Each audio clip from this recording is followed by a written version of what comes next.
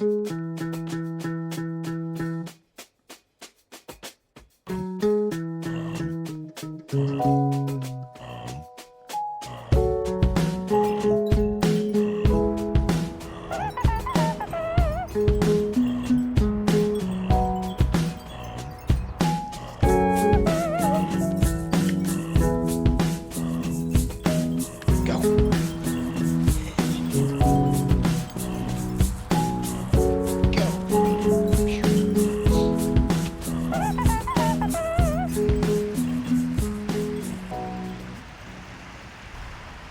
morning, welcome from a sunny Morecambe beach.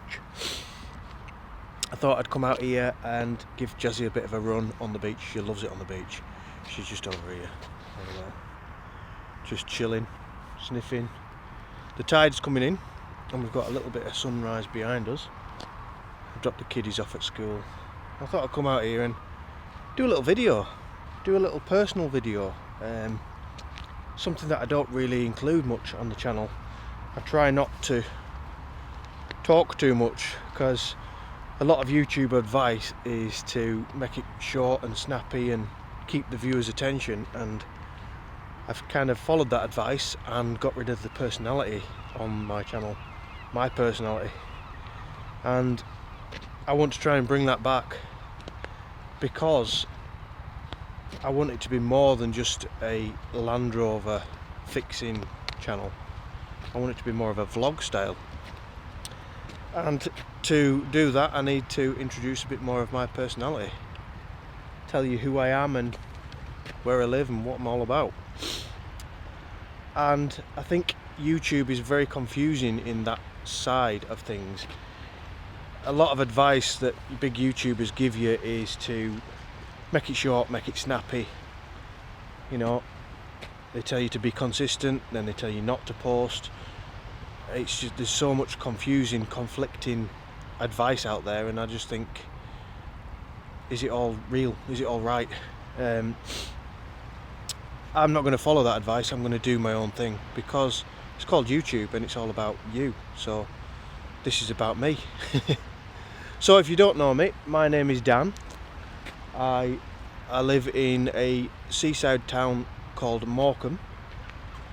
I have a wife called Danielle who is on a lot of the vlogs. We go on walks together and, you know, caravanning trips and camping trips and all that kind of stuff.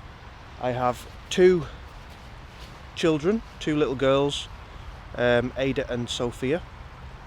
They are 6 and 4. Ada's 6, Sophia's 4, and I've just dropped them off at school actually, so they got them wrapped up nice and warm, hats and gloves and scarves and all that, because it's a frosty morning.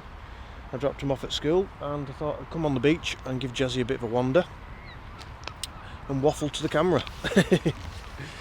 So I live in Morecambe. I am nothing special. I don't really have any expertise or anything like that. I know this isn't really selling you on the vlog style, but bear with me. I kind of have a go at anything, and 9 times out of 10 it works out. That's basically where all the mechanical knowledge has come from with the car. I have a Land Rover. If you are new to the channel, I have a Land Rover Discovery, and I've had it just over 10 years, and I have pretty much rebuilt it a few times over. Like I say, I'm not a mechanic. I have no formal qualifications. It's all through experience of just taking bits apart and repairing them and putting them back together. I like to learn as I go, and I like to learn new things every time. So like welding, for instance, I'll tell you a little story about the welding side. God, dog's just come running over. There's a dog over here. Jazzy's made a friend. This might not end well, so I will bring you back in a second. Luckily that went okay. Jazzy isn't the friendliest of dogs. Sometimes she can have a bit of a go at other dogs, and sometimes she's very friendly. Luckily today she was very friendly. Anyway, the dog's gone. So I was telling you about the welding side of things. long story short, I'll try and cut it down so it's not boring the life out of you. I found a load of rust on my Discovery a few years ago, and I was very disheartened. I was ready for scrapping it, to be honest. I actually took it to a garage and I asked them if it was worth saving or whether I should just cut my losses and get another car. They actually convinced me. They said, yeah, it's not too bad, get it welded and it'll be alright, it's a good car. So I took it to a guy that I'd been to previously. He's done a bit of welding for me before, did an alright job. And he welded the sills and the inner wing, the front inner wing. He also did a boot floor, did all that and got it through the MOT. A year later and I found rust again. So I did a bit of investigating and found that the welding that he'd done was shite, if I'm honest. He'd literally just bent bits of plate over the sills and just tack welded it on and covered it all in Schultz.